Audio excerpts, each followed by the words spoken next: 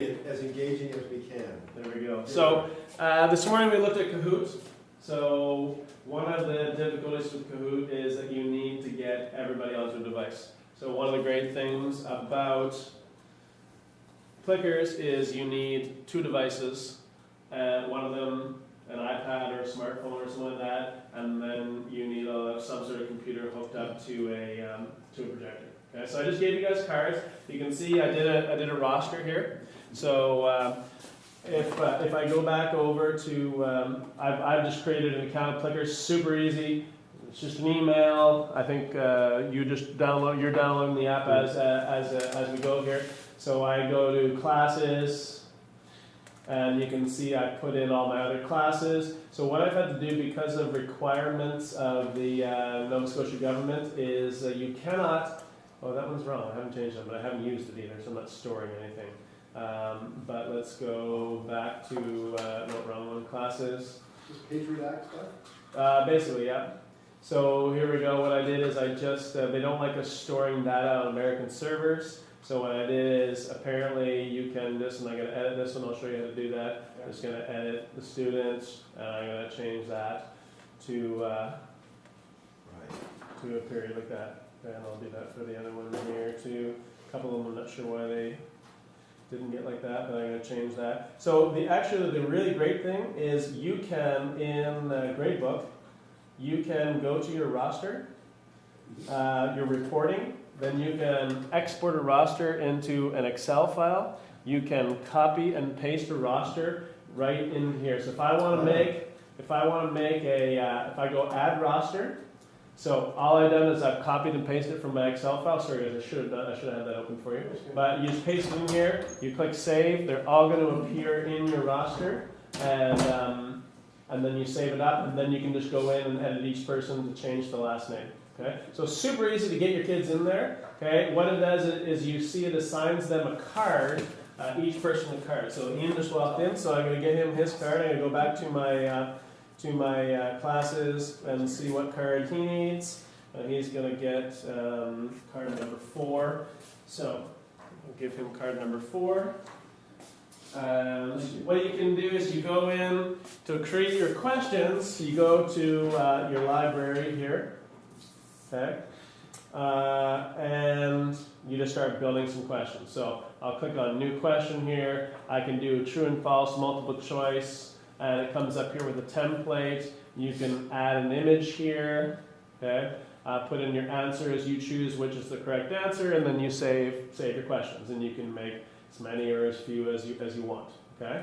So what I have done here is sometimes it's a little bit tricky sometimes getting it sorted out and making sure it's running, because you gotta be running your laptop and your iPad at the same time, and they gotta kind of talk to each other. Okay, so it's worked. Sometimes it's a teeny bit glitchy. So what you gotta do is click on live view here. Select question to put in your apps. Okay, so I'm going to go back to my library. I'm going to go back to my Social Studies folder that I made. I'm going to add to the queue. I should be able to just add that to the queue here. We might have to re-videotape this if I can't figure it out here. Add to my queue. I'm going to do that. And then I'm going to see, I think I had to click on it from my laptop here. There we go. So here's my first question. Okay. What I'm going to do is you've got your cards here, okay? Yeah. So, and I'm going to have to expand this so you can see all the answers here. They've got numbers. Okay. So what you'll see is on your card, each one has A, B, C, or D. Okay, and you hold it up the way that you want. And I'm going to go to the front of the class, and you'll see on my iPad here, I've got a button that says scan. Okay, so I'm going to get my class to hold up their cards. So you got everyone, sometimes it's a little challenging. So I'm going to press scan, and you're going to hold up your answers. You're going to hold up your answers. Okay, I'm going to scan, and what I'm seeing is that you guys are getting all the wrong answers. Okay, it's red. Sometimes it takes a little while to read. Okay, only one person's got it right so far. Let's see if Ian gets it right. Okay, no, Ian got it wrong as well. Okay, so I just made up some questions for fun, right? So I wanted to show you that I could put in, I I can put in an image, I can put in my answers. Obviously, you're going to do a curriculum related. And what you see right here is on my screen is as I'm reading you guys, it pops up red or green. Red wrong, green right. Okay, so I know right away students are doing it. If I want to reveal the answers to the students, okay, I can go back here. Okay, I can click on reveal answer. I can show the class how everybody did. Now you may not want to do that. Okay, you may not want to do that, so you may go up here and you might go hide panel. Okay, so that they don't see that. All right, because you may not want to put people on the spot, but they're going to know whether they got right or wrong. And of course, what you can do is at that point you can then discuss your the answers to the questions, why people got it right, why people got it wrong. Yeah. So the check mark we saw was For the right answer. You scanned it. No. It just before you went to who got it right wrong. Yeah. It showed check marks, so that's for me as the student to know You you got got my started. scan. Yeah. Okay. Excuse me, Dr. Could I volunteer each staff to the courtyard, please? So I have two more little things. I'll just show you two more questions, and then we'll just go to the classroom. So I'm going to click on now. I've got a check mark here. I'm going to go to my next question. Okay. So and what I want to do is I want to go back. Okay. I'm going to go to my next question, and it should pop up. So who's the best department head at Hans East? Okay. So you've got all your answers. You can put up your answers here. I'm going to scan. Okay. Got your answer. Got your answer. One person's got it right anyways. Got your answer. And we've got the answer. So, strangely enough, we didn't get anything wrong here. We only got one right answer. Who was it? I'm yet to figure out how you own the card. Again, if I want to show that, I can see right now. I can go to hide answers, but I can show them back. Go here. So most people seem to choose. Hide that panel. Everyone chose Mike Babcock. Anyways, I just wanted to throw some things in there just for fun, right? Just to show you what you can do. Why is Mike Babcock the best department head at Hans East? You can talk about that, discuss why everyone got that answer wrong, and why it wasn't Bruce Fisher. You can do whatever you want. What I like too, Okay? what I like too, Chris, is that even though it's usually formative, Yeah. it doesn't necessarily have to be. No, it could be something. Because one thing is that it's really hard. It would be hard for a kid to cheat. I know we shouldn't talk about that, but I mean, it's like you've got a full classroom of people. If I go this, the chef doesn't know whether I've got a C, an A, or a D up there, right? It's just, you know what I mean? So in essence, it's really quite anonymous. It is anonymous, and every card looks different, has a slightly different design, and the answers are not set up the same way. Right. You can print a class set from 40 up to well, I can tell you. Actually, I can't tell you right now, but I'll show you guys afterwards. There's a button, and you can just print out the cards. But I know Kyle gave us all a set of 40 last year, so if you don't have them, you can print them out. Okay. So we'll get back to our last question. All right. Okay, and this should be coming up here, and it's not coming up here. Well, I think the best hair is in that picture. Now that is there we go. I was going to use that picture for that one too. Okay, so I'm going to scan the answers. Okay, and you know right away, it either comes up that it's worked or not. It also has your whole class up there, so you can see if you're missing someone. So in a class of 34, okay, it's sometimes difficult to figure out if you've got everyone, but it shows you who has an answer. And then you can say, hey, hold up your card again. You might have to go a little closer. Dimming the lights can be, even though you got to dim the lights here so they can see the screen, it sometimes means your iPad doesn't read it as well. Okay, so we got our results on this one. Let's see. And we can discuss this question. We'll show the panel. Okay, so we're gonna. I don't have the answers revealed, but I can reveal them here. Okay, so obviously we know Justin Trudeau has the best hair. Okay. Well, So we know that. well, Okay. he's got a little Elizabeth May thing going on there. So, I like her. so from there's the quiz that I was giving you guys. Okay. So I can get results from this.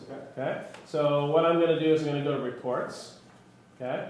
And then I'm going to I see how everybody did here on each question. So I get a summary at least of what's good and what's bad about my instruction. Now, the problem here is I can see what each individual, I'm gonna archive the reports, okay? So if I click this up, I can see how each student did on it, but I can't get a summary of how they did on all the questions together. I can only look at the results from single questions. So you would have to tabulate that data, which makes it a little less attractive to me, but it does inform your teaching and does show you where people have gone wrong, okay? So I only discovered that after I set up my first one, and I went to try to tabulate, see, 10 questions, what they got out of 10, I couldn't get that data, okay? So you can get it, it's just not as easy. Okay, so that shows you how everybody did.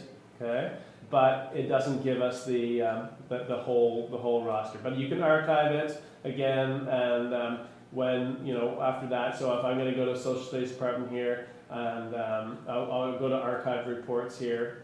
Okay, I'll see all my archived reports here. Could you, if you say you asked 20 questions, Canadian history on a particular unit, and you recognize that there was a certain, say, outcome in that unit that you didn't do as good a job on, and you thought you didn't do as good a job on as others. And you adjusted your teaching second semester and taught the same unit and gave the same quiz. Could you compare quizzes from semester to semester and say, yeah, look, this seems to indicate that I mean, you've got those results, you can see, you can compare, has this improved your teaching? And I think that's what some of these apps, and I think you can see that same thing on Kahoot that we looked at this morning, right? You can see which questions, people did poorly on, right? And you can see it from semester to semester, are you improving your teaching practice? And are you getting better understanding of whatever you've done to switch things up? But it sounds like you need to do a little bit of work to Yeah, I mean, you can print these. I mean, you can save them and print them. It's just more paper. But certainly you can do that and compare those. So here, if you don't have any cards, you can click on cards here, and it's got a set. So up to, you can see you can get up to 63 students on with one set. Okay, so 40 to 60. So that's Plickers. What's great is you don't need a device. Kids don't need devices. You can do it right in the classroom. You don't have to leave. But not as easy to track your data. Okay. Once you set it up on your laptop and you have it up here, you mostly run it off the iPad. Okay. So you don't need to keep coming back. What you need to do is put questions in your queue. So you put the questions in your queue, and then you click on the ones that you want to show up from here. Okay. So I'd put the Social Studies Department, I'd put 3 questions in there, I put them in my queue, and then I just pressed on the question, and then it pops up here. Okay, but you can see it took a couple seconds to transition up on the screen. So again, it's technology. It can be a little glitchy, but in general, it seems to work pretty well. And the kids have fun holding up the cards again and stuff like that. So I think it's worthwhile trying at least and checking out. Again, you got to find the ones that work for you, right? The disadvantage of Kahoot is it takes me a long time to do one. Longer than it should, because I have to get everybody logged in. Everyone has to know their login. Everyone has to have a device that's actually working. Okay? And in the class of 34, you got to find 34 devices. We don't have any computer labs that big yet. So this is quick. This is easy. All you need is a card, and they have to remember what number they are, and then you just keep handing the cards back out to them. Okay? Every time you do it. So that's it for Plickers. After lunch, we'll do Socrative and take a look at that one.